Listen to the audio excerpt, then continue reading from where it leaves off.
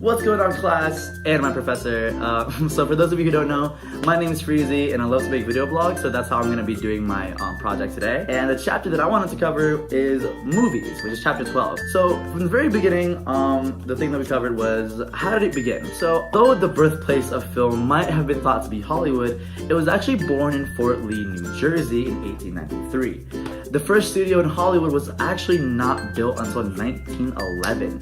Now, in the 1920s, they eventually implemented this studio system, and soon enough, the industry was dominated by silent films.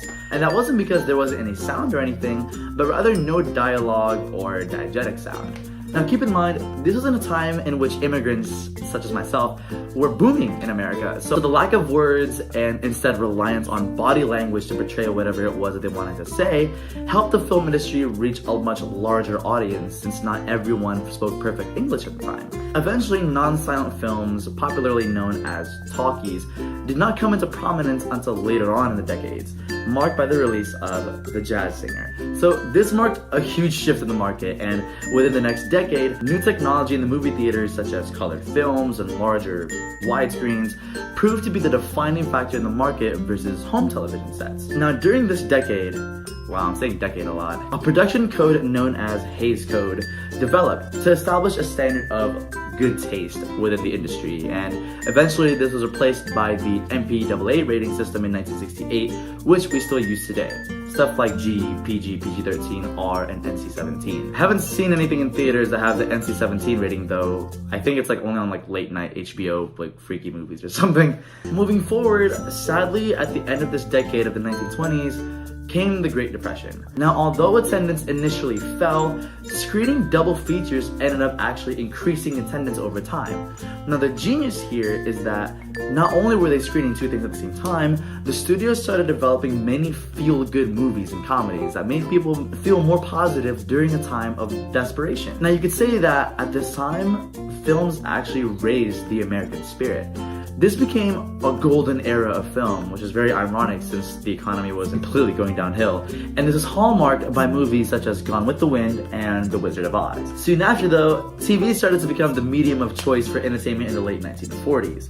But it wasn't long until cinema fought back to regain their status as entertainment prowess. For in the 1970s, another golden age was ushered in. Hollywood began to pump out director-driven films, which gave birth to classics such as The Godfather, Rocky, and my all-time favorite, Star Wars. Now this was where the directors began to be credited as the artist, or rather auteur of the films. Similar as to how music artists are credited for every song that they make, even though there's a producer or writer or whatever, in the film case, directors began to be that artist, whether or not they were the ones that came up with the idea in the first place. Now notable auteurs of this generation would be people such as George Lucas and Steven Spielberg. Now along with that, a new type of movie star was also born, the action hero. People such as, you know, the people that played James Bond and Luke Skywalker, and actors such as Tom Cruise and Brad Pitt. Now combining these two entities of auteurs and movie stars brought about the concept of branding into film, establishing franchises such as today's Marvel and Harry Potter and Hunger Games that really brought business into the forefront of the film industry. And so as you can see today, cinema business is absolutely booming. For example, the box office revenue of Warner Brothers alone, just one studio, is $2,034.9 million.